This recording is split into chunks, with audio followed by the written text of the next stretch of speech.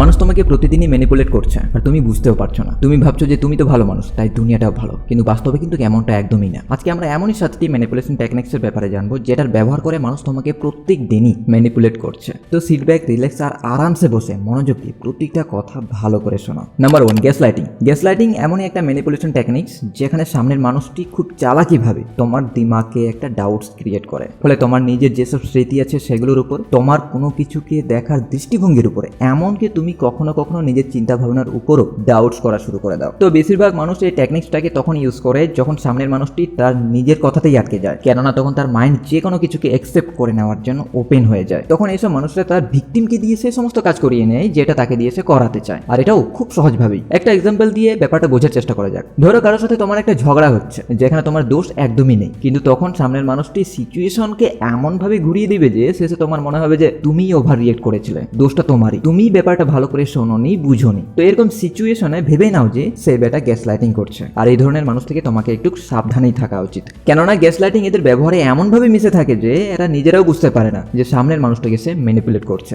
Number 2, reverse psychology. এবার এই reverse সাইকোলজিটা শুনতে যতটা সহজ মনে হচ্ছে ঠিক ততটাই সহজ এই সাইকোলজিটাকে বুঝে ফেলা। এখানে সামনের মানুষটি তোমাকে সেই কাজটা করতে বলবে যেটা আসলে সে তোমাকে দিয়ে করাতে চায় না। মানে এখন যদি আমাকে এটা বলতে হয় যে কোক খাওয়া খুবই ক্ষতিকারক, এটাকে অ্যাভয়েড করা উচিত, তখন আমাকে বলতে হবে যে ভাই তুই কোকই খা, দিনে 10 বার করে কোক খা, সকাল সন্ধ্যা তুই শুধু কোকই খা, জলকে একেবারে ফেলে দে, ভুল করে ধরিস না, সারা জীবন কাটিয়ে দে শুধু কোক খেয়ে খেয়ে। এই ধরনের কথা শুনে যে কোনো মানুষের ন্যাচারাল হিউম্যান ইনস্টিংক্ট এটা হয় যে সে সম্পূর্ণভাবে সেটাকে অ্যাভয়েড করবে এবং কমপ্লিটলি সেটার অপোজিট করবে। আর এই রিভার্স সাইকোলজি ইফেক্টিভলি কাজও করে। তুমি হয়তো এটা তোমার বন্ধু মহলে লক্ষ্য করেছো, আরে ভাই তুই এটা ছাড়, এটা তো তোর দ্বারাই হবেই না। এই ধরনের কথা শুনে তখন সেই বেটা আরো মোটিভেটেড হয়ে যায় সেটাকে করার জন্য, আর এটাকেই বলা হয় রিভার্স সাইকোলজি। আসলে দেখা যায় তো হিউম্যান সাইকোলজি আর ম্যানিপুলেশন শিখে নিয়ে তুমি দুনিয়ার এমন সব কাজ করাই নিতে পারবে যেটা তোমার ধারণারও বাইরে। আর এটা যেমন তেমন কোনো জিনিস না, এটাকে যদি তুমি ভালোভাবে ইউজ করতে পারো তাহলে তোমার জন্য এটা অনেক শক্তিশালী হাতিয়ার হতে পারে, আর যদি খারাপভাবে ইউজ করো তাহলে খাতারনাক ওয়েপেনের থেকেও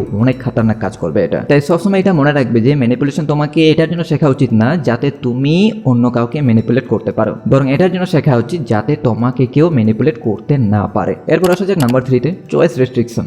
এখন যদি তুমি কারো চয়েসেসকেই লিমিট করে দাও তাহলে তার ডিসিশন মেকিং পাওয়ারটাও লিমিট হয়ে যাবে। তখন ধীরে ধীরে তুমি তাকে সেই কাজে ঠেলে দিতে পারবে যে কাজটা তুমি তাকে করাতে চাও। আর তুমি নানাভাবে এটা করতে পারো, হয় তুমি তাকে লিমিটেড অপশন দাও, না হলে তুমি একটা মিথ্যা সেন্স অফ আর্জেন্সি ক্রিয়েট করে দাও, এমনকি তার কাছে প্রথম থেকে যে অপশনটা ছিল বা তার দিমাগে যে অপশনগুলো আসছে সেটাকেও তুমি ইলিমিনেট করে দিতে পারবে। কি বুঝলে না, তাই তো? চলো উদাহরণ দিয়ে বোঝা যাক। ধরো যে আমাকে যদি আমার ছোট ভাইকে পড়তে বসাতে হয় তাহলে আমি তাকে কি বলবো? অবভিয়াসলি আমি যদি সোজাসুজি তাকে বলি যে আরে যা পড়তে বস, তো স্বাভাবিকভাবেই সে গিয়ে পড়তে বসবে না। আর এখানেই তুমি তার সাথে একটা মাইন্ড গেম খেলতে পারো তাকে দুটো অপশন দিয়ে, হয় তুই এখন পড়তে বস, নইলে বাড়িতে কিছু কাজ পড়ে আছে, ঝাড় দিতে হবে, মোছামুছি করতে হবে, থালা বাসন ধুইতে হবে, এটাতে আমাকে সাহায্য কর। আর এদিকে এ হলো একটা অলস ছেলে, তো অবভিয়াসলি যে কাজে অনেকটা পরিশ্রম করতে হবে সেই কাজে সে ভুল করেও হাত দিবে না, আর তার কাছে তখন একটাই অপশন পড়ে থাকবে, আর সেটা হলো গিয়ে পড়তে বসা। আর এইভাবেই কারো চয়েসেসকে রিস্ট্রিক্ট করে তাকে দিয়ে তুমি তোমার কাজ করিয়ে নিতে পারবে। এই সমস্ত কিছু রিয়েল লাইফ আর প্র্যাকটিক্যাল টেকনিক্স হলো যেটাকে যদি তুমি সঠিক কাজের জন্য ব্যবহার করতে পারো তাহলে তোমার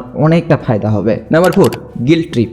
এখানে সামনের ব্যক্তিটি তোমার অতীতের ভুল বা তোমার বলা কোনো কথাকে ব্যবহার করে তোমাকে গিল্টি ফিল করাবে। আর এই দুনিয়ায় দুই ধরনের মানুষ আছে, কিছু মানুষ যারা একটু বেশি ইমোশনাল আর কিছু মানুষ একটু কম।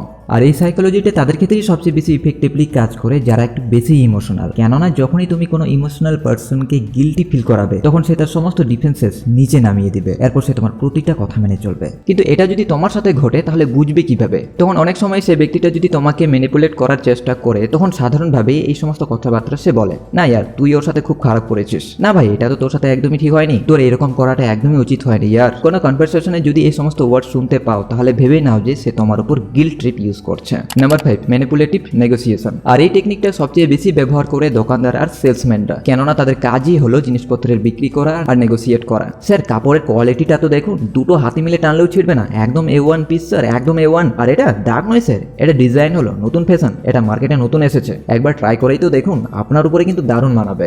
এখানে সামনের ব্যক্তিটি নানা ধরনের ডিসেপটিভ ট্যাকটিক্স ইউজ করেন জিনিসটাকে তোমার কাছে বিক্রি করার জন্য। তো তোমার কোনো এক্সিস্টিং বিজনেস যদি থাকে বা বিজনেস করার চিন্তা ভাবনা করছো তাহলে 100% এই টেকনিক্সটাকে তোমাকে ভালো করে শেখা দরকার। Number 6, amplifying problems. সহজ ভাষায় সিচুয়েশনকে হজবরল বানিয়ে ফেলা। এখানে সামনের ব্যক্তিটি ছোট্ট একটা বিষয়কেও অনেক বড় একটা ইস্যু বানিয়ে ফেলে আর তোমার সামনে একটা ফিয়ার এন্ড আর্জেন্সি ক্রিয়েট করে ফেলে। আর এটা তুমি রিয়েল লাইফে সেখানেই দেখতে পাবে যেখানে দুটো পার্টির মধ্যে ঝগড়া চলছে। তোমাকে তেমন কিছু করতে হবে না, বেশ 2 মিনিট দাঁড়িয়ে একটু তামাশাটাকে দেখতে হবে, তাহলেই তুমি বুঝে যাবে যে ব্যাপারটা তো এতটুকু ছিল, কিন্তু এই দুটো গ্রুপ বিষয়টাকে এতটা এমপ্লিফাই করে ফেলেছে যে মনে হবে অনেক বড় একটা ইস্যু। ছোট্ট একটা স্ক্র্যাচই তো লেগেছে স্যার, ছোট স্ক্র্যাচ, আরে 5 বছরের বেশি সময় ধরে ব্যবহার করছি, নিজের সন্তানের চেয়েও বেশি যত্ন নিয়েছি এটার, আর তুই বলছিস ছোট্ট একটা স্ক্র্যাচ। এখন পর্যন্ত গাড়িটাকে এমনভাবে টিকিয়ে রেখেছি যেন এখনই শোরুম থেকে নিয়ে আসা হয়েছে, আর তুই এসে এত বড় ক্ষতি করে দিলি আমার। এবার এর ক্ষতিপূরণটা দেবে কে? তুই দিবি টাকা? এখন আছে last point number 7, chameleon manipulation. এই ক্যামেলিয়ন ম্যানিপুলেশনটাকে যদি তুমি একটু ভালো করে দেখো তাহলে বুঝতে পারবে, কেননা এখানে সামনের ব্যক্তিটি তোমার লাইকস, ডিসলাইক এবং ইন্টারেস্টকে সমর্থন জানায়। এটা তো অবভিয়াসলি যে আমার যদি ক্রিকেট পছন্দ হয় এবং ক্রিকেটের মধ্যে